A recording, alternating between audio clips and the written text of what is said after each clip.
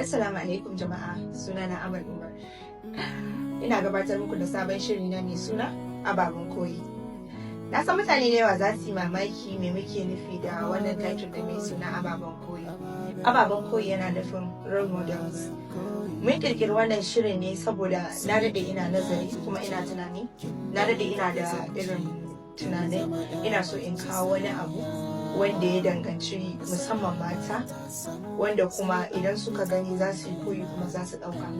To a wannan karan shine muka ɗauko ababen koyi a matsayin show ɗin da za mu riƙa kawowa, inda za mu riƙa bibiyan mutane da suke ba komai ba, from nothing to something, tun daga tatata har suka zama abin da suka zama wajen jajircewa ta bangarorin sana'o'insu, da kuma celebrities ɗin da suka yi suna amma duk da haka su haƙura ba, suka ɗauko sana'arsu suka mai da shi kamar jigonsu. Saboda muna so mata masu tasowa da kuma waɗanda ma suke na gida su dogara da kansu, sannan kuma su rike sana'o'insu, sannan kuma duk waɗanda suke da ra'ayi irin waɗannan kar su tsare, su jajirce, su kuma ɗaura ɗamarar cewa su kai gaci wajen ganin sun cimma burinsu akan abubuwan da suke so su ga sun sa a gaba wurin sana'a da kuma abubuwa dai daban-daban wanda suka sa a ransu. Shi yasa muka kirkiri wannan shiri mai suna Ababen Koyi, kuma muka samu shi suna Ababen Koyi saboda su zama kamar madubi ga mutanen da suke kallo, musamman mata.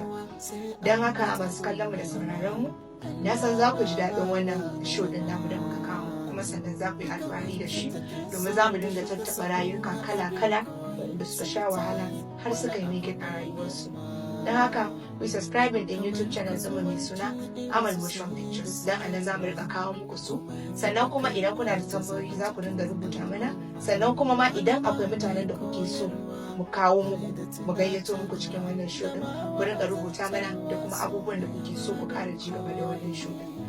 Sannan a cikin wannan show din akwai abubuwa na ƙayatarwa, abubuwan tausayi, na taɓa rayukan mutane, sannan kuma da entertainment dai kala-kala da muka kawo muku a cikin wannan shirin, wanda ina mai tabbatar muku za ku ji daɗin shi. Ku ci gaba da kallon wannan shirin namu, wanda za mu fara kawo muku shi cikin wannan wata. Na gode sosai, ni ce taku Amu.